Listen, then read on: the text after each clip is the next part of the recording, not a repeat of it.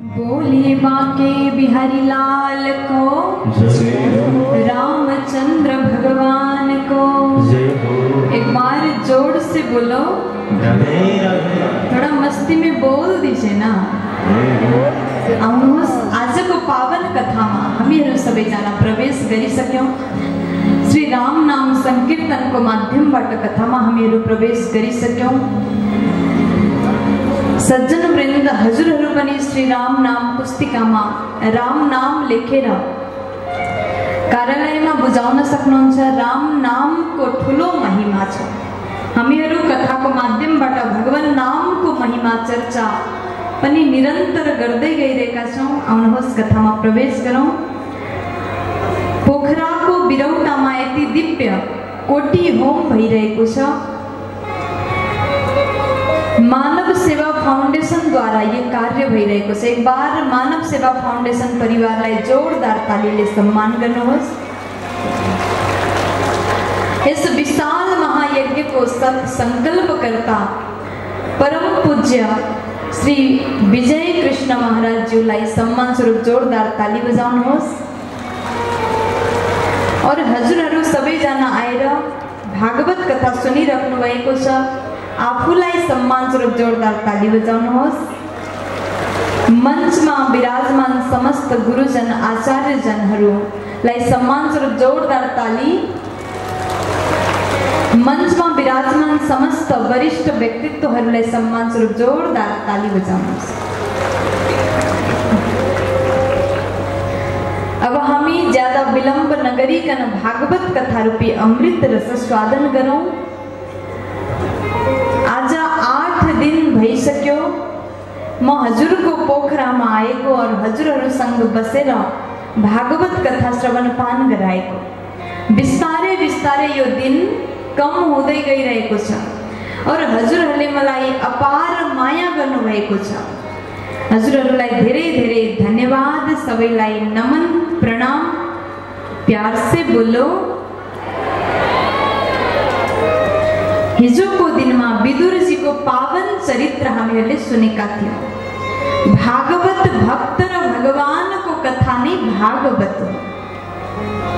विदुर जी महाराजले जब भगवान कृष्ण जीलाई आफ्नो घरमा स्वागत सम्मान गर्नुभयो, विदुर जी को भक्तिले भगवान अत्यंत प्रसन्न हुनुभयो। तत्पश्चात भगवान जब द्वारिकापुरी जानुहुन्छ, यता विदुर जी महाराज तीर्थ यात्रा को लागि घरबाट निक्लनुहुन्छ। वहाँको मिलन उद्धव जी महाराज सँग भयो। उद्धव जी महाराजले भन्नुहुन्छ कि हजुरलाई म भगवानको पूर्ण चरित्र त हैन, बाल चरित्र सुनाउँछु। भगवानको कृपाको बारेमा वर्णन गर्नुभयो। अहो बकी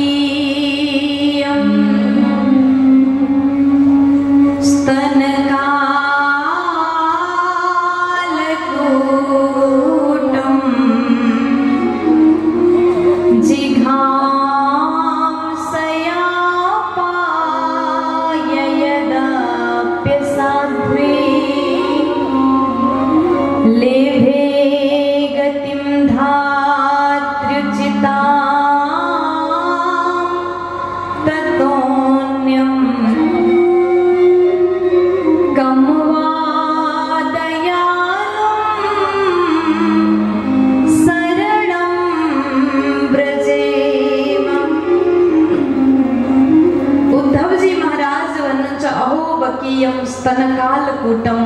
भगवान को कृपा को म के वर्णन गरौं। पूतना जस्ती राक्षसी माथि पनि भगवानले कृपा गर्नुभयो। यदि हामीहरुमा एउटा पनि राम्रो गुण छ भने भगवान हाम्रो लाख अवगुणलाई बिर्सनुहुन्छ र कृपा गर्नुहुन्छ। पूतनामा कुनै पनि राम्रो गुण थिएन, अच्छाई थिएन। केवल आमाको समान एक कार्य गर्नाले भगवानले पूतनामाथि कृपा गर्नुभयो। और उद्धव जी भन्नुहुन्छ म हजुरलाई भगवानको अन्तिम लीला सुनाउन सक्दिन, त्यसै कारण हजुर यहाँबाट जानुहोस्। मैत्रेय जी महाराज सँग हजुरको मिलन हुनेछ और वहाँले हजुरलाई भगवानको चरित्र सुनाउनुहुनेछ। अब विदुरजी महाराज त्यहाँबाट जानुभयो, उद्धवजीसँग विदा लिएर अगाडि बढ्नुभयो। मैत्रेयजी महाराजसँग विदुरजी महाराजको मिलन हुन्छ। जब दुईजना भक्तको मिलन भयो, भगवत चर्चा, भगवानको नाम महिमाको बारेमा कुराकानी प्रारम्भ हुन्छ। सज्जन वृन्द, यहाँबाट मैत्रेय विदुर संवाद पनि प्रारम्भ हुन्छ। अहिलेसम्म श्री सुतजी महाराजले सौनकादिक 88,000 मुनिहरूलाई श्रवणपान गराउँदै हुनुहुन्थ्यो। श्री सुखदेवजी महाराजले राजा परीक्षितलाई भागवत सुनाउँदै हुनुहुन्छ और त्यही भागवत मैत्रेयजी महाराज विदुरजी महाराजलाई सुनाइराख्नु भएको छ।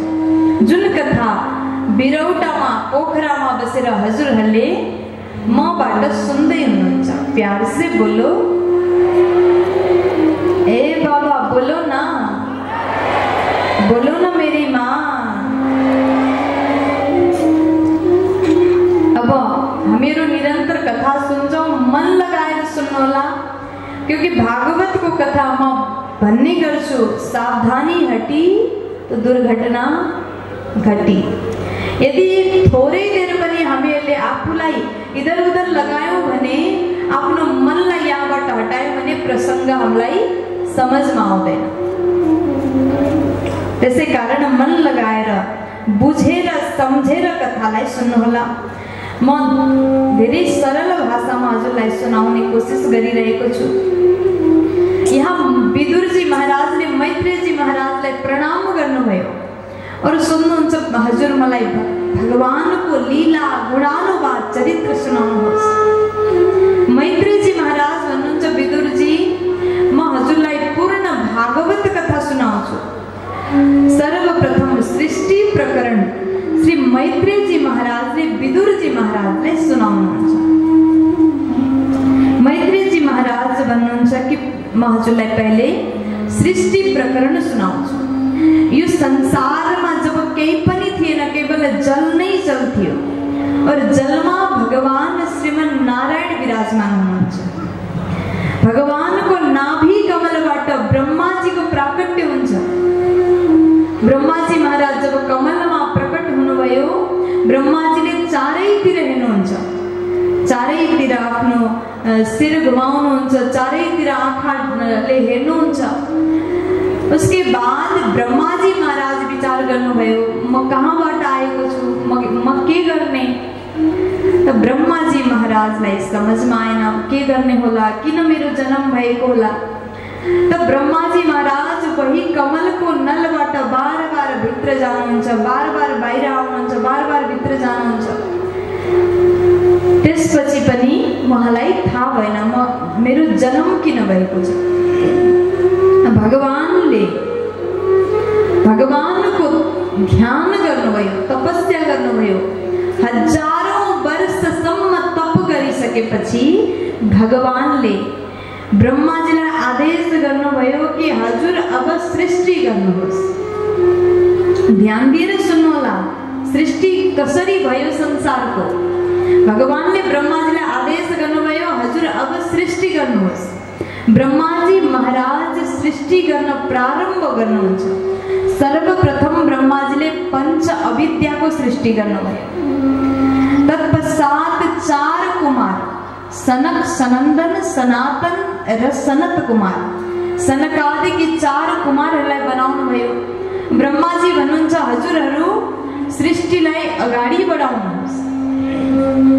लेकिन सनकादिक कुमार भन्दछन्, हामी सृष्टि अगाडि बढाउँदैनौँ, हामी विवाह नै नगर्ने, हामी त यसै साधु सन्त बाबाजी बन्ने। अब ब्रह्माजी भन्नुहुन्छ, सृष्टि नगर्ने भए के काम, गएर तपस्या गर। सनकादिक 4 कुमार तपस्या गर्दछन् और अगाडि ब्रह्माजीको भ्रिकुटीबाट रुद्र भगवानको प्राकट्य भयो। बोली रुद्र भगवानको, हृदय हृदय प्रकट हुनुभयो, नाम भयो रुद्र। ब्रह्माजी महाराज भन्नुहुन्छ, अब हजुर सृष्टिलाई अगाडि बढाउनुहोस्, किनकि यो सृष्टिलाई अगाडि बढाउनु त हाम्रो कर्म हो। भगवानको आदेश भएको छ ब्रह्माजी भन्नुहुन्छ हजुर सृष्टि गर्नुहोस्। ब्रह्माजीको आदेशलाई पाइसकेपछि भोले बाबा रुद्र भगवानले जुन सृष्टि गर्नुभयो भूत प्रेत पिशाच बनाउनु। अब यस्तो भयंकर सृष्टि भइसकेपछि रुद्र भगवानको सृष्टिको प्राणीले ब्रह्माजीले गरेको सृष्टिको प्राणीलाई भय लाग्ने भयो, डर लाग्ने भयो। ब्रह्माजी भन्नुहुन्छ हजुर एक काम गर्नुहोस्, आफ्नो सृष्टिलाई बन्द गर्नुहोस् और कैलाशमा गएर तपस्या गर्नुहोस्। प्यार से बोलो। अब रुद्र भगवान कैलाश पर्वतमा गएर तपस्या गर्नुहुन्छ। यता त्यही समय ब्रह्माजी महाराजको शरीरको दुई भागबाट स्त्री और पुरुषको जोडा प्रकट भयो। संसारको प्रथम मनुष्य मनु महाराज और शतरूपा महारानी। और ब्रह्माजी भन्नुहुन्छ अब हजुर दुईजना मिलेर मानव सृष्टिलाई अगाडि बढाउनु पर्यो, मनुष्य सृष्टिलाई अगाडि बढाउनुहोस्। त्यसपछि मनु महाराज भन्नुहुन्छ हामीहरूले कसरी सृष्टि गर्न सक्छौं? ब्रह्माजीको आदेशलाई मानेर 5 सन्तान त उहाँको भयो, तर ब्रह्माजी आदेश गर्नुहुन्छ अझै सृष्टिलाई अगाडि बढाउनुहोस्। ब्रह्माजी महाराजको आदेश सुनिसकेपछि मनु महाराज भन्नुहुन्छ हामी कसरी सृष्टिलाई अगाडि बढाउने? क्योंकि यो समयमा सृष्टि गरेका प्राणीहरूलाई सन्तानलाई हामी जहाँ राख्न सक्दछौँ पृथ्वी यहाँ छैन। एउटा हिरण्याक्ष नामक दैत्यले पृथ्वीलाई हरण गरेर रसातलमा छुपाएको छ। इस प्रकार मनु महाराजले ब्रह्माजीलाई प्रार्थना गर्नुहुन्छ। मनु महाराजका 5 सन्तान हुए। 5 मध्ये 3 कन्या 2वटा पुत्रको जन्म भयो। कन्याहरूको नाम हो आकुति, देवहूति र प्रसूति। पुत्रको नाम हो महाराज उत्तानोपाद र प्रियव्रत महाराज। यता ब्रह्माजी आदेश गर्नुहुन्छ 5 सन्तान हजुरको भइसके, अझै धेरै मनुष्य सृष्टिलाई अगाडि बढाउनुहोस्। तब यहाँ पर मनु महाराज भन्नुहुन्छ हिरण्याक्ष नामक दैत्यले पृथ्वीलाई रसातलमा लुकाएको छ, हामी कसरी सृष्टि अगाडि बढाउन सक्छौं? और त्यही समयमा भगवान ब्रह्माजी महाराजलाई छींक आयो और उहाँको नासिकाबाट सानो बराह शिशुको प्राकट्य हुन्छ। अब हेर्दा हेर्दै त्यो बराह शिशु विशाल रूप धारण गर्छ। यो कोही साधारण बराह होइन, साक्षात भगवानले बराह रूपमा अवतार लिनु भएको छ। बोलिए बराह अवतार भगवान को जय। भगवान बराह रूपमा अवतार लिनु भएको छ और हिरण्याक्षको उद्धार गर्नको लागि आउनु भएको छ। हिरण्याक्ष को थियो? हिरण्यकश्यपको हजुरले कथा सुन्नु भएको होला। हिरण्याक्षले पृथ्वीलाई हरण गरेर रसातलमा लुकाएको थियो। भगवान अवतार लिएर जानुभयो, हिरण्याक्षसँग युद्ध गर्नुभयो र भगवानले त्यसको उद्धार गरिदिनु भयो। प्यार से बोल दीजिए ना राधे राधे। भगवान बराह रूपमा आएर हिरण्याक्ष नामक दैत्यको उद्धार गर्नुभयो और पृथ्वीलाई यथास्थानमा स्थापित गर्नुभयो। और त्यही मनु महाराजले सृष्टि गरेका सन्तानहरूलाई त्यही पर राख्न प्रारम्भ भयो। आज हामीहरू पृथ्वीमा निवास गर्छौं, पृथ्वी लोकमा हामीहरू बस्छौं। भगवानले यथास्थानमा पृथ्वीलाई स्थापित गर्नुभएको थियो।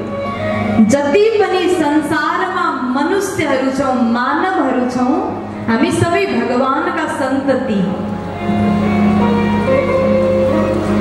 मानवको पूर्वज भगवान नै हुनुहुन्छ। भगवान नारायणबाट ब्रह्माजीको प्राकट्य, ब्रह्माजीद्वारा मनु महाराज और त्यहीबाट मनुष्य सृष्टि आजसम्म चलिरहेको छ। यसको अर्थ के हो? हामी कसको सन्तान हौ?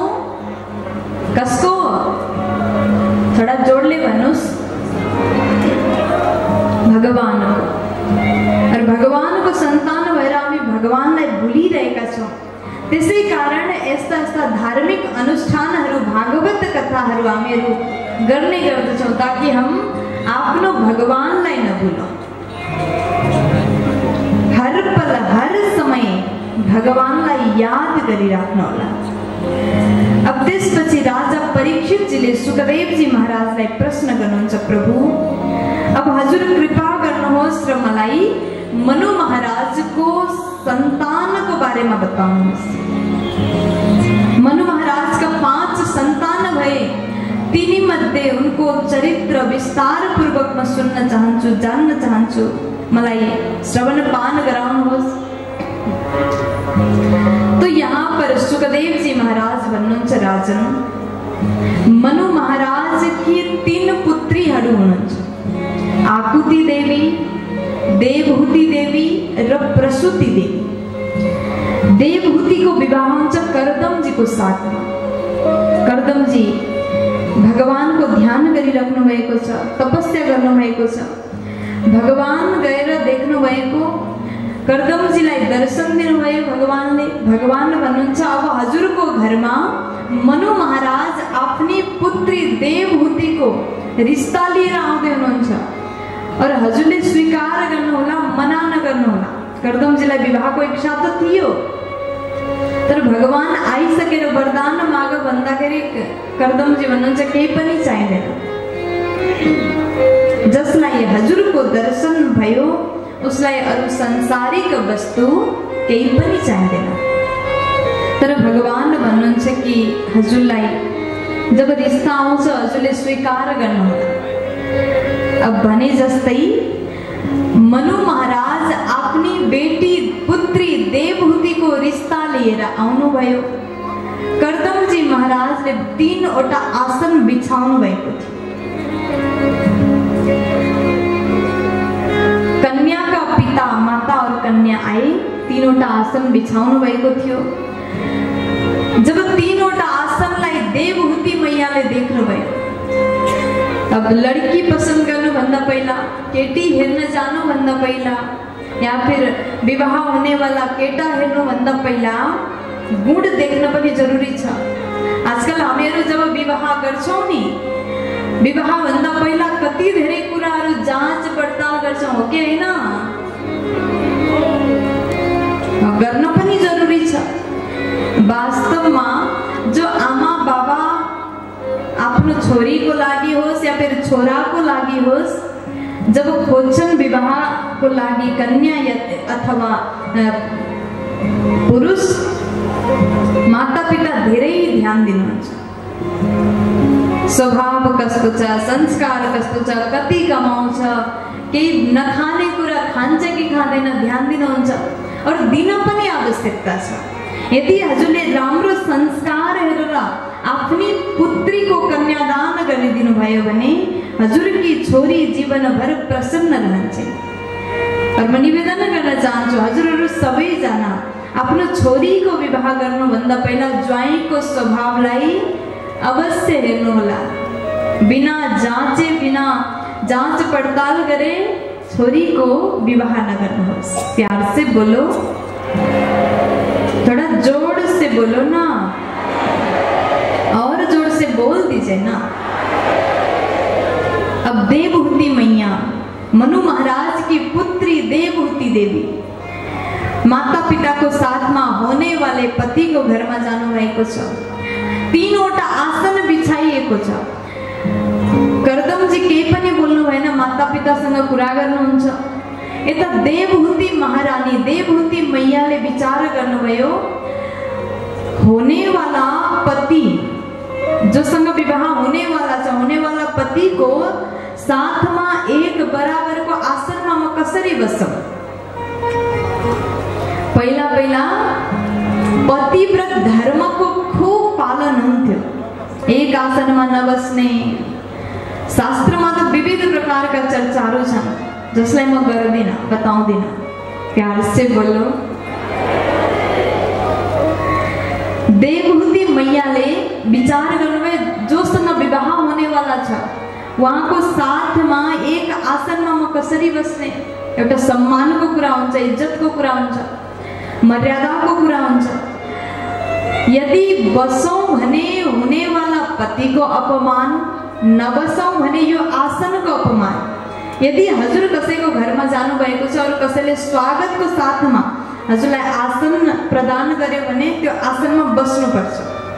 बसेन भने ठुलो पल्टेको भन्छन्, अपमान गर्यो भन्छन्, आसनको नै अपमान हुन्छ। अब देवहूति मैया विचार गर्नुहुन्छ अब मैले के गर्ने होला।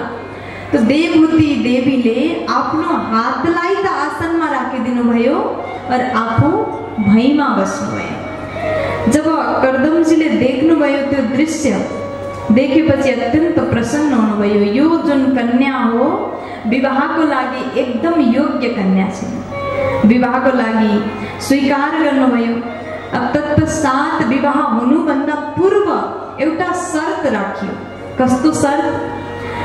एक विवाह पश्चात एउटा बालकको जन्म हुने बित्तिकै सब कुछ छोडेर म जंगलमा जान्छु भगवानको भजन गर्नको लागि, नाम जप गर्नको लागि। किनकि दुनियाँमा भगवानको नाम जप्ने सबैभन्दा ठुलो साधन हो। भगवानको नाम जप्नाले नै भवसागरबाट पार हुन सकिन्छ। कर्दमजी भन्नुहुन्छ यही शर्तमा म विवाह गर्छु। विवाह पश्चात एउटा बालक होस्, त्यसपछि तुरन्त म जंगल गएर भगवानको नाम संकीर्तन गर्नेछु। यो शर्तलाई स्वीकार गरियो। मनु महाराज शत्रुपा महारानीले आफ्नो पुत्री देवहूतिको विवाह कर्दमजीको साथमा गराइदिनु भयो। विवाह पश्चात तुरन्त बाद विवाह हुने बित्तिकै कर्दमजी महाराज ध्यानमा बस्नुभयो, समाधिमा बस्नुभयो, ध्यानमा तल्लीन, भगवानको चिन्तनमा तल्लीन हुनुभयो। तत्पश्चात केवल 1-2 दिन 1-2 घंटा समाधि नहीं, हजारौं वर्षसम्मको लामो समाधि। अब ती भर्खरै विवाह भएर आएकी देवहूति देवी विचार गर्नुहुन्छ अब म के गर्ने। पतिदेव समाधिमा भगवानको सेवा गर्दै हुनुहुन्छ र उहाँलाई जगाउनु पनि यो अधर्म हो, पाप लाग्छ।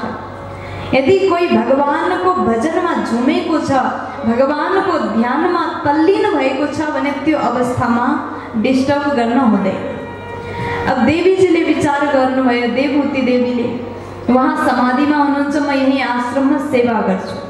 एउटा सानो कुटिया थियो। देवहूति महारानी त्यही आश्रममा झाडु लगाउनुहुन्छ, लिपाई गर्नुहुन्छ, पूर्ण सेवा गर्नुहुन्छ। हजारौं वर्ष पछि कर्दमजी महाराज ध्यानबाट जाग्नुभयो। ध्यानबाट उठेर हेर्दा आफ्नो आश्रममा एक वृद्ध महिलालाई देख्नुभयो। अब हजारौं वर्ष भइसक्यो त ती देवहूति देवी पनि वृद्ध भइन्, कर्दमजी पनि वृद्ध हुनुभयो। उहाँले बिर्सनु भयो, विवाह भएको थियो भनेर कुरा नै बिर्सनु भयो। त्यसपछि उहाँले सोध्नुभयो, देवी हजुर को हुनुहुन्छ, यहाँ किन हुनुहुन्छ, के गर्दै हुनुहुन्छ यहाँ पर?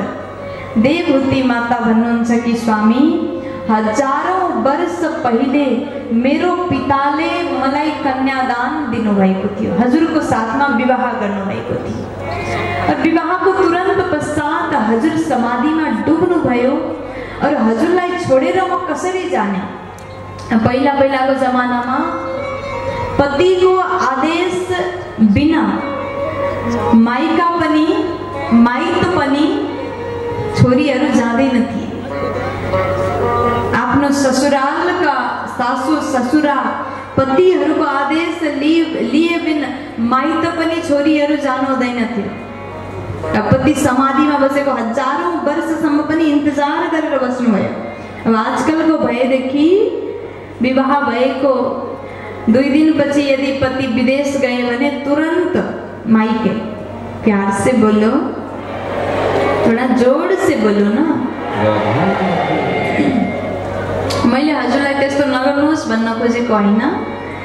अब छोरीलाई माइत जान मन लाग्छ जानुहोस्, रोकेको होइन। तर पहिलाको कुरा यस्तो थियो, कर्दमजी महाराज जब हेर्नुभयो, थाहा पाउनुभयो विवाह भएको हजारौं वर्षसम्म इन्तजार गरेर बसेको रहेछ, त्यो भक्तिलाई, त्यो श्रद्धालाई, त्यो निष्ठालाई देखेर कर्दमजीको आँखाबाट आँसु आयो। देवी हजुर धन्य हुनुहुन्छ, हजुर यतिका वर्षसम्म पनि मेरो इन्तजार प्रतीक्षा गरेर बस्नुभयो।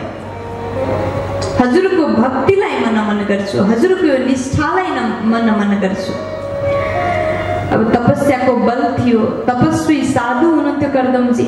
आफ्नो तपस्याको बलले ती देवीसँग खुश भएर, प्रसन्न भएर तिनलाई जवान बनाउनु भयो, स्वयं पनि जवान हुनुभयो। संसारको समस्त सुख आफ्नी पत्नीलाई प्रदान गर्नुभयो र उहाँको घरमा 9वटा कन्याको जन्म हुन्छ। 9 कन्याको जन्म जब हुन्छ तत्पश्चात कर्दमजी महाराज भन्नुहुन्छ, देवी विवाह भन्दा पहिला मैले शर्त राखेको थिएँ, छोरी एउटा छोरा हुने बित्तिकै जंगल जान्छु। हाम्रो घरमा छोरा त होइन, 9वटी छोरीको जन्म भएको छ। अब मलाई जानको लागि आदेश दियो, म जंगल गएर भगवानको तपस्या गर्न चाहन्छु। भगवानले मनुष्य शरीर दिनुभएको आफ्नो भजन गर्नको लागि, भगवत प्राप्ति गर्नको लागि। सांसारिक बन्धनमा कबसम्म, कहिलेसम्म हामी फस्ने? त्यसै कारण तिमी पनि यहाँ बसेर भजन गर, म पनि जंगलमा गएर भगवानको चिन्तन गर्छु, मनन गर्छु, भजन गर्छु। भगवत प्राप्तिको लागि साधना हामीहरूले गर्नुपर्छ। देवीजी भन्नुहुन्छ, पतिदेव हाम्रो घरमा बालकको जन्म भएको छैन। हजुर त जंगल गएर तपस्या गर्नुहुन्छ, भगवानको भजन गर्नुहुन्छ, यहाँ म कसरी बस्ने एक्लै? कर्दमजी भन्नुहुन्छ 9वटा छोरीहरू हुनुहुन्छ, यहाँ देवी देवहूति भन्नुहुन्छ 9वटा छोरी भए तापनि छोरी त पराया धन। कर्दमजीको घरमा सुन्दर सुन्दर छोरी हुनुहुन्छ, कला, अनुसुया, श्रद्धा, राम्रा राम्रा 9 कन्या छन्। तर पनि देवी देवहूति भन्नुहुन्छ, एक दिन समय आइसकेपछि छोरीको विदाई अवश्य गर्नुपर्छ। यो संसारको रीत हो, संसारको नियम हो। जसको घरमा छोरीको जन्म हुन्छ, एक दिन समय आइसकेपछि विदा गरेर अवश्य पठाउनुपर्छ।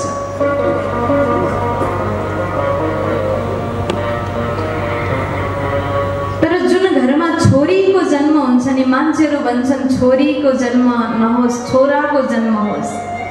हाम्रो समाजमा छोरा जन्मियो भनेदेखि खूब खुश हुन्छन्, आमा बाबा प्रसन्न हुन्छन्, पुरा मोहल्लामा, पुरा गाउँमा लड्डु बाँटिन्छ। तर यदि त्यही घरमा छोरीको जन्म भयो भने सासु पनि रिसाउँछिन्, ससुराको पनि मुख बन्छ, पति पनि अर्को कोनामा गएर बस्छन्, पत्नीलाई बडो गाह्रो हुन्छ। जसको घरमा निरन्तर 3-4 छोरी होस्, ती आमाले कति सुन्नुपर्छ। कति भनाइहरू आफ्नै घरका व्यक्तिहरूले सुनाउँछन्, कति कुराहरू, कति रुखो बोली बोल्छन्, बडा कष्ट हुन्छ। तर म आफ्नो दिलको कुरा हजुरलाई भनौं, छोराले हजुरको एउटा कुललाई तार्ला, तर छोरीले केवल एक कुललाई मात्र नभएर, पिताको कुललाई मात्र नभएर पतिको कुललाई पनि छोरीले तार्छिन्। पुत्रीले केवल एक कुललाई होइन, 2वटा कुललाई छोरीले तार्दछिन्। जब महाराज जनकजी आफ्नी पुत्री सीतालाई भेट्नको लागि चित्रकूट जानुभयो, उहाँले पनि, महाराज जनकले आफ्नी छोरी राजकुमारी सीताजीलाई एउटा राजा राजकुमारसँग विवाह गराउनु भएको थियो। वनमा गए तापनि सीताजीको स्वभावलाई देखेर जनकजी चित्रकूटमा भन्नुहुन्छ, हे पुत्री, आज म तिमीलाई देखेर अत्यन्त प्रसन्न भएँ। पुत्री पवित्र किए पुत्री